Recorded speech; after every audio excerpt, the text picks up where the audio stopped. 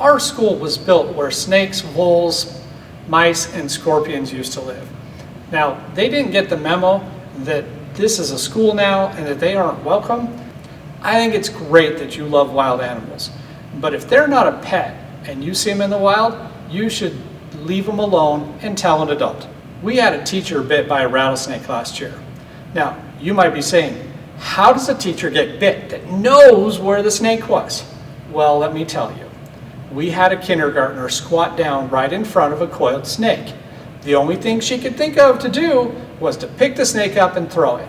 And that's what she did. And in the process of it, she got bit. Now, you might think that that was extremely brave, and you'd be right. And it also was kind of dumb, and that'd be right too. But she's gonna be okay.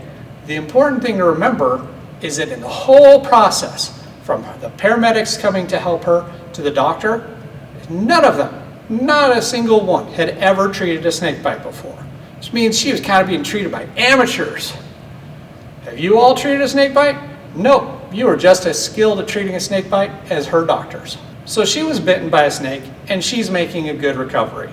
And if you get bit by a snake, you'll probably make a good recovery too. A study in Mexico showed that only 1% of people over the study period died of their snake bites. Now, if you include all the people that weren't treated by antivenom, 2.7% of the people that were not treated with antivenom died. So your chance of dying from a snake bite is relatively low.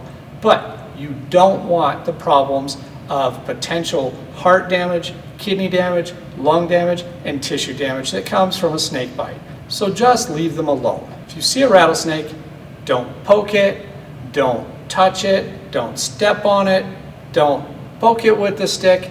Just go tell an adult and stay away from it.